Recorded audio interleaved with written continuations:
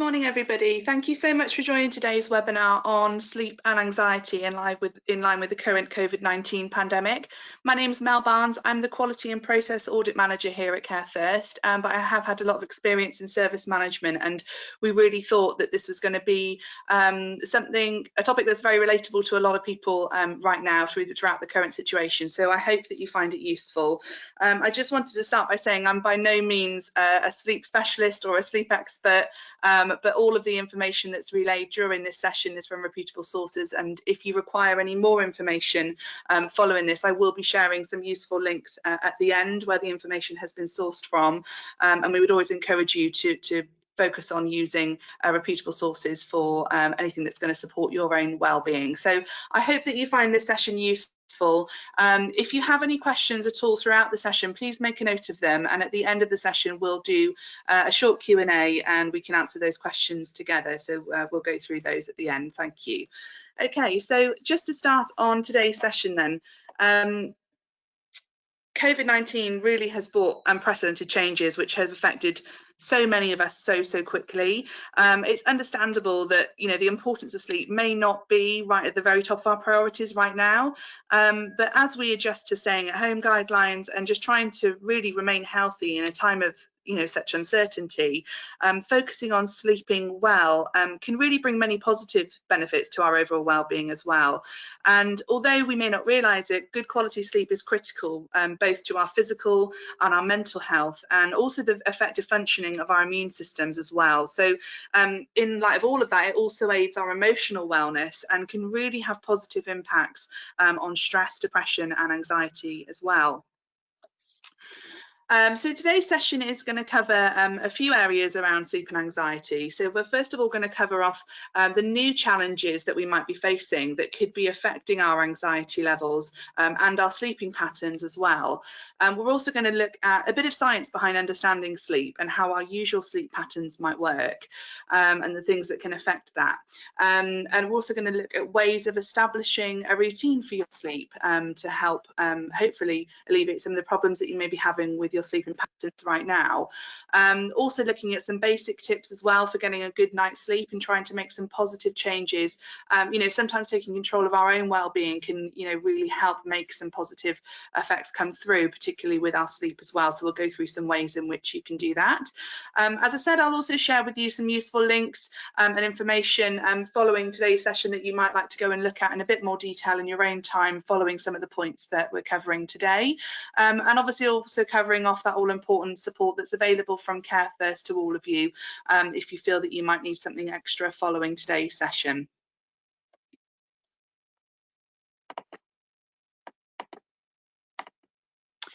Okay, so you might have suffered from insomnia, or you may have had sleeping problems well before the COVID-19 pandemic came into place, or this might be something new for you. You might be the first time that you're experiencing difficulty with sleeping.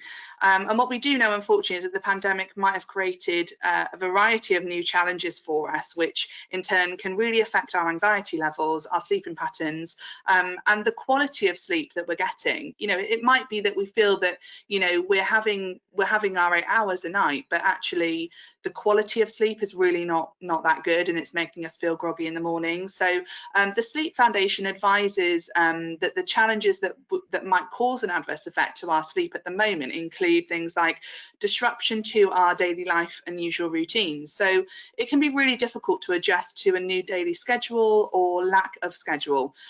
You might be tempted to be oversleeping in the morning, if you don't have a routine to get up for, or maybe you're staying up later at night because you feel, I've not got as much on tomorrow, I can afford a later night. And generally it can be really much harder to keep track of time as well. The days seem to roll into one, the hours seem to fly by, or for some of us the hours might not fly by at all, and it might be quite dragging. So there's a lot of disruption at the moment to our usual daily life and our normal routines that our bodies are so used to. Also, anxiety and worry. There's still so much unknown about this pandemic, and there's also so much uncertainty, and that in itself can bring anxiety that disrupts our sleep. A racing mind can keep the body tossing and turning at night as well. So it's not surprising that the added anxiety and worries may be affecting people and their sleeping patterns at the moment. Depression and isolation. So grief and depression can be exacerbated by isolation at home, and both are known to have the potential to cause significant sleeping problems. Also, with family and work stress, keeping up with work from home obligations. We may have cancelled trips. We may feel isolated from our friends and family. Managing a house full of children who are accustomed to, being at school. That can pose real problems. It can generate stress and conflict, and that has been shown to be barriers to sleep as well. Excess screen time is another key one. So social distancing can mean a huge increase in screen time. Excess screen time, especially later in the evening, can have a detrimental impact on our sleep. So not only can it stimulate the brain in ways that make it harder to wind down, but the blue light from the screen can suppress the natural production of melatonin, a hormone that the body makes to help us sleep. So it's really important that we try and limit our screen time, particularly before, the hours before we're going to be going to sleep. And stress-related fatigue. So the stress of living through a pandemic can lead to a host of physical symptoms, including persistent headaches, memory lapses, and digestive problems as well. So stress-related fatigue is definitely another common side effect. Even if you receive an adequate amount of sleep at night, fatigue can still leave you feeling tired and unmotivated in the morning. And that's what we're saying about that kind of feeling of grogginess. You might feel that you've had enough hours of sleep, but the quality of sleep isn't satisfactory, and that is causing that stress-related fatigue during the day. So it's important that we try and understand, what's behind the kind of science of sleep. And sleep expert Dr. Lindsay Browning explains that sleep is controlled by our circadian rhythm, which effectively is our internal 24-hour clock. So this helps us to be alert during the day and sleepy at night. And it's usually regulated by daily cues, such as exposure to daylight. So also things like when we eat our meals, when we exercise, and other things that are usual to our daily routines. And by us staying indoors for a long period of time, we might lose some of those cues. So, for example, especially due to social distancing and isolation at the moment, we may not be going outside to get the daylight that our rhythm normally receives. So we may not have that morning light, that afternoon light, and that evening light.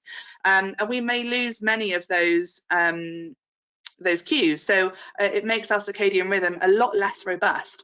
And also, if we're not as physically active during the day, and we're not eating if we're eating our meals at different times to what we would usually, our circadian rhythm may not know the difference between day and night as clearly as it would usually.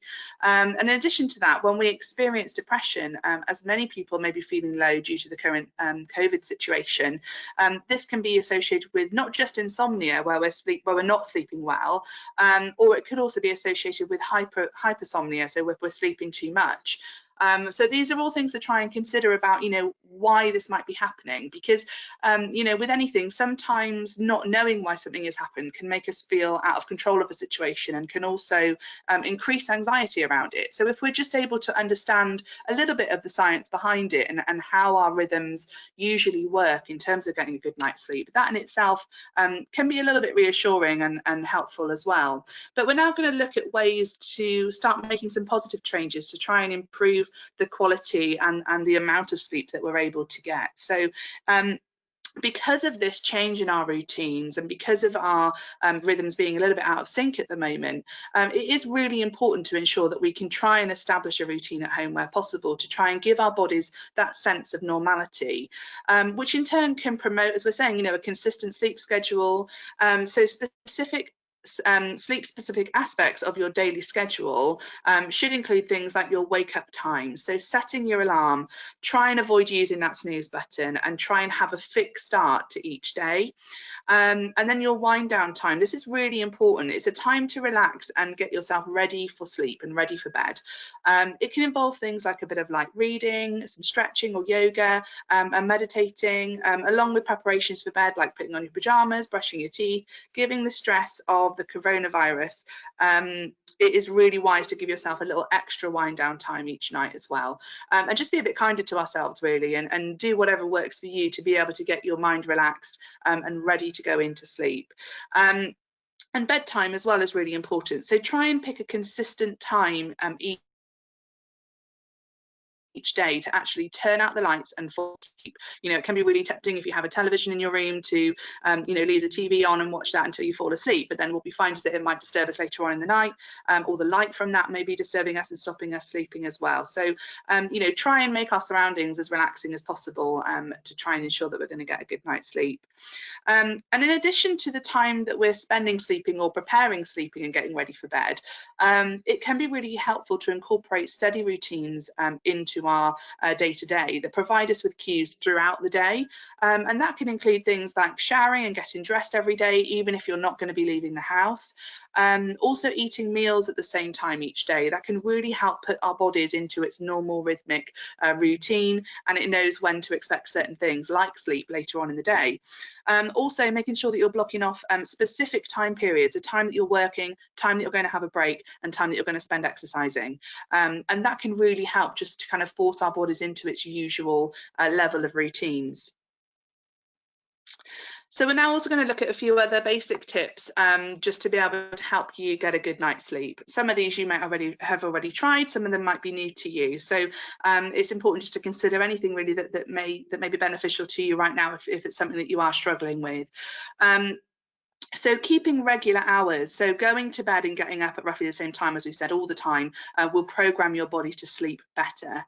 And creating that restful environment, as we've mentioned. So your bedroom should be kept for rest and sleep. It shouldn't be too hot or too cold, and it should be as quiet and as dark as you can possibly get it. Also making sure that your bed is comfortable. You know, it's difficult to get deep, restful sleep on a bed that's too soft, too hard, or too small, or too old. So try and make sure that, you know, your environment is as comfortable as possible to ensure you're getting the best quality sleep that you can. Also taking more exercise, obviously that's where possible at the moment. You know, if you can be doing exercises from home, regular exercises like walking, you know, for half an hour a day, or your home workouts, they can really help relieve the day stresses and strains, but make sure that that's not going to be happening too close to bedtime, because that can end up releasing endorphins and keeping you awake. Also cut down on stimulants, so things like caffeine in teas or coffees, especially in the evening. They are going to be interfering with helping you fall asleep, and it's going to prevent you going into a deep sleep as well. So try and, instead of caffeine, try and have hot milky drinks or a herbal tea instead. That might be beneficial for you. Try not to overindulge, so too much food or alcohol, especially late at night just before bedtime, that can really play havoc with our sleeping patterns, and not be helpful at all in terms of getting to sleep or having a good quality sleep.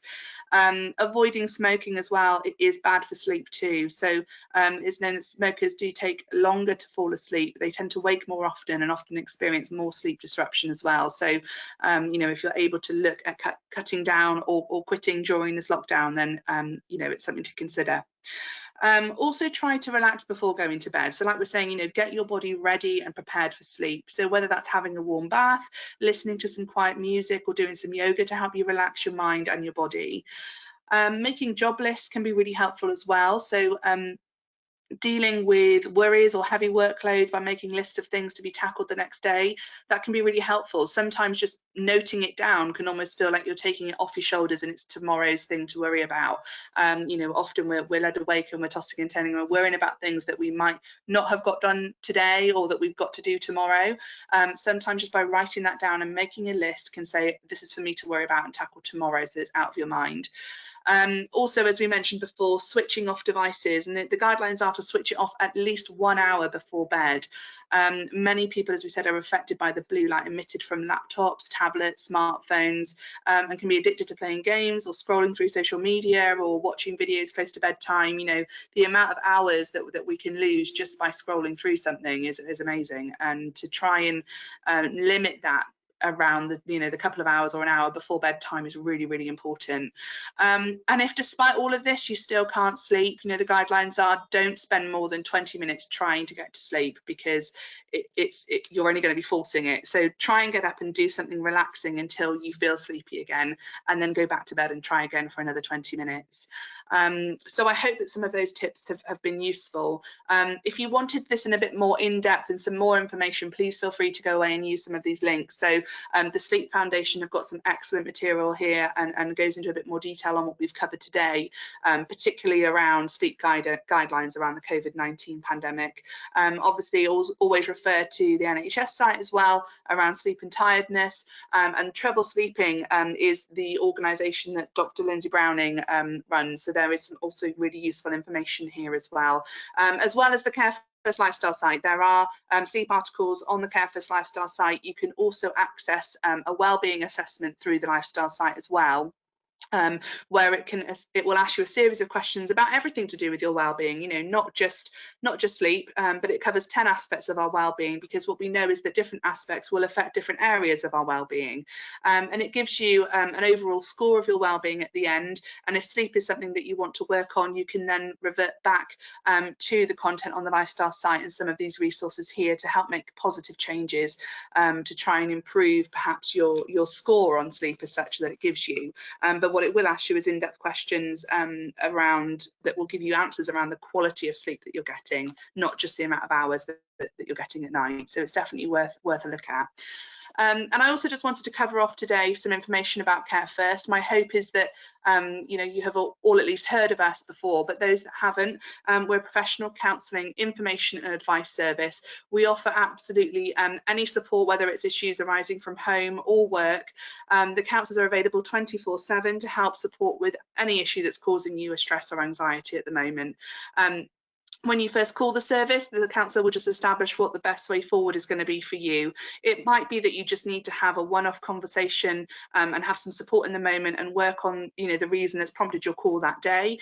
Or it might be that you benefit from a few more contracted sessions, which at the moment are being provided over the telephone or via a video call with a qualified counsellor.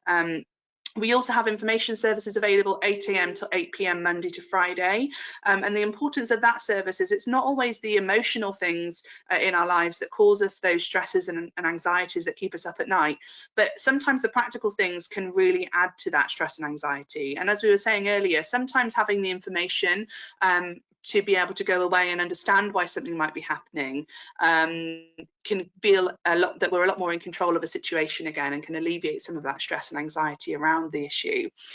We also have access to online counselling through the lifestyle site, so the same website that you can go to for information on sleep, you can access online counselling via that facility as well. And we also have support service available for managers. So if you are a manager, or if you have management responsibility or leadership responsibilities within your role at the moment, it might be that you want to have some secondhand advice on how best to handle things like productivity, how best to manage a team remotely, that kind of thing at the moment, then by all means you're able to access that management support service through Care First as well. Obviously, it's important that we touch upon confidentiality with the Care First service as well. It's normal when a service is provided through work that people will question just how confidential the service is. And please be assured that it is 100% confidential. Nothing that you say to your organisation is ever disclosed or passed to any third party at all. That is with the exception of these three really exceptional circumstances, as you can appreciate, is the threat to life of another person, child protection and vulnerable adult issues, or the risk to the security of your organisation, and that can be either data or structural risks. So I hope that you found today's session useful, and I hope that it's given you some positive pointers on ways to you know, improve the level of sleep that you're getting, the hours of sleep, and hopefully the quality of sleep that you're getting, but also help to give you a bit of an understanding behind why this might be happening and the effects that it may be having on your sleep. So thank you so much for joining today, and I hope you found the session useful.